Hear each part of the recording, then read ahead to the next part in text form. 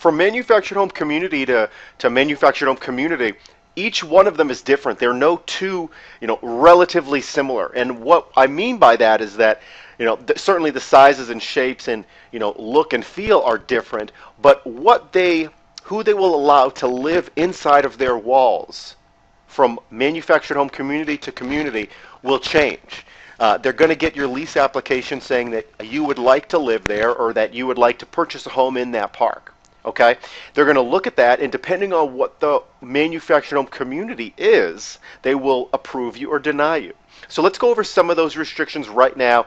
The biggest ones you're going to see, and more importantly, the ones that are going to affect financially your business. Okay, and we're going to talk about the pros and cons of all of these. So the first real restriction that to look for is who they allow age-wise into into the manufactured community that you want to look to invest in. Okay, you want to purchase Nancy's home, and Nancy is in X manufactured home community. They are either a all ages park, which means they'll allow anybody to live in the community, any age. All right, they obviously have to pass certain requirements, but age-wise, babies to senior citizens can live there. Now, there's also senior citizen only parks where the only people that can live there are senior citizens. You have to be 55 years of age or older, or you can't even get approved to live in the home. Now, you can have people come and visit you, and depending on the park, they can come visit you. Your grandkids or whoever can live there for a week or 2 weeks, but people that live there have to be senior citizens. Now, in some states, they have what's called an 80-20 rule or a 90-10 rule or 85-15 rule. And what this means is that depending on the park and depending on what laws the county or state has, 100% of the community cannot be senior citizens. Only 80% can. So the other 20% can be whoever the park dictates, which will be somebody under the age of 55 or 40, whatever they limit the age to be. I've seen manufactured home communities where they wouldn't allow anybody under 40 years old in there, okay, and where they wouldn't allow anybody 55 years is the most common. And you'll see areas of town or in retirement areas, you'll see this senior citizen style manufactured community, sometimes with golf courts, sometimes with shuffleboard courts.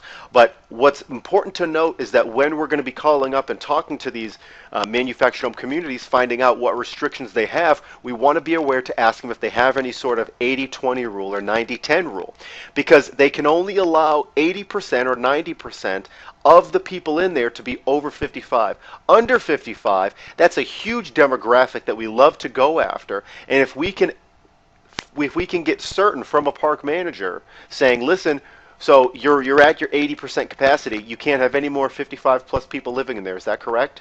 Okay, what we would like to do is purchase Nancy's home and then go ahead and sell Nancy's home to somebody underneath 55 who approves at your park. So age-restricted parks, personally, teach not to go in them. They restrict too much of our demographic who we want to sell to.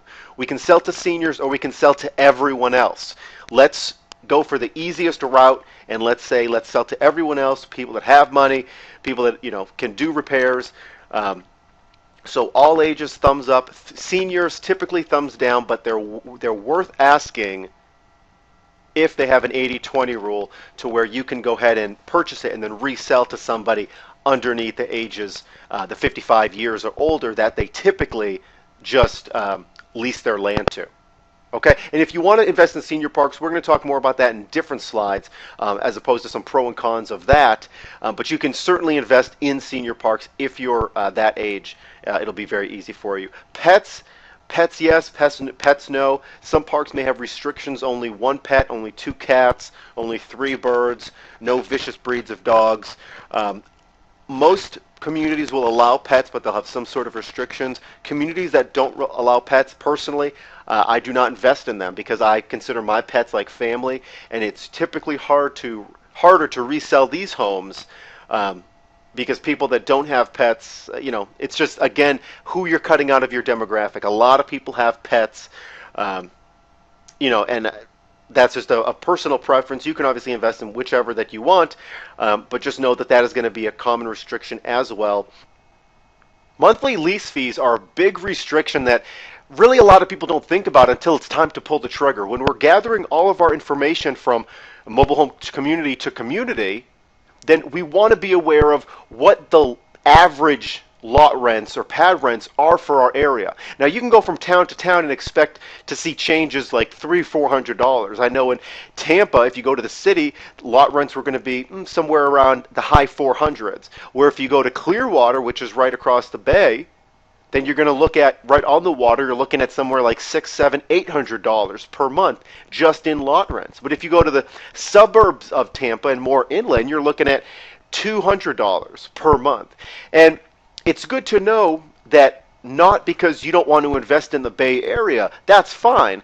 But you need to know for the Bay Area, for your city, for rural parts, approximately what that price is going to be. Is it $100 or is it a $200? Okay? What you want to do is invest. Typically, we like to lean towards the lower lot fee payments. Lower lot fee payments means that we can sell the home for X price. The less that your buyer really has to give to lot rent, the more that they can pay you monthly. So we like to see low monthly lot fees instead of high monthly lot fees. Now, if you're investing in New York City and your lot fees are $800 per month, you can still make money. You can still bank in New York City. That really doesn't matter. Just make sure that for your area, you're getting a deal. All right. If everyone in every other park is paying $300 per month, don't pay $450 at some other park. All right, unless you get a great deal, or don't pay $650 rather. So you want to stick with the lower lot fee parks as a general rule of thumb. Owner occupied. Some communities, the people that own the land, they also own the homes in the land, so they're not selling, or inside their community there are no homes for sale. So bottom line is that the people that owned these manufactured home communities, they're making their top dollar because they're not only leasing their land, they're leasing the homes on the land. So there's bottom line nothing you can do here. I mean, you can't buy the home to resell it, so just say goodbye. The parks we're looking for have to be owner occupied. They can't be rental parks. And the last restriction that communities usually impose, which people don't think about as well, is the background history. Each community requires some proof of who you are, whether it's a credit check, criminal check, proof of income, W-2s, all charge an application fee. And then some parks, they want you to have insurance. They don't care if you don't have insurance. But depending on how strict this park is, they can approve or deny the people moving into your home.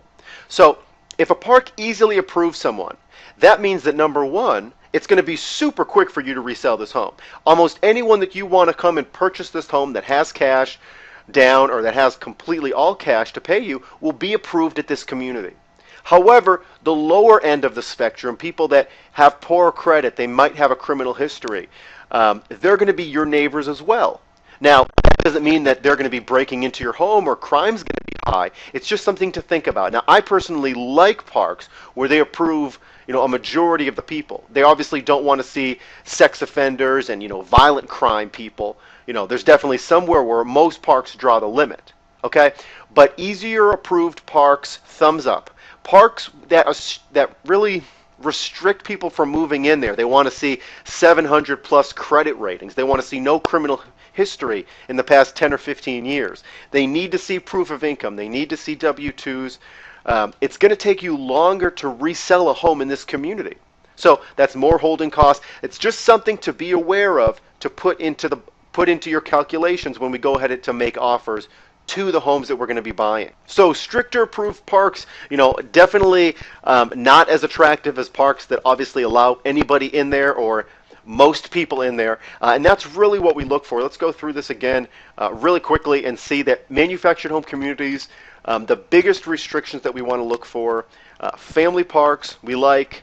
All age parks, we'd like to ask if they have this 80-20 rule or 90-10 rule, or if anybody can be moved into the park under the required age, typically of 55. So we like all age parks. Pets, we definitely want to see that there are no or very few pet restrictions. We want pets to be allowed because pets are like family. Low fees for your area. There's going to be a kind of a spectrum between low and high. You want to go towards the low section of these monthly lease fees. And then owner occupied is a must. We don't want to deal with rental parks because there's nothing we can do with them. And background history, the more people that can get approved for these homes, the easier and quicker we can resell them.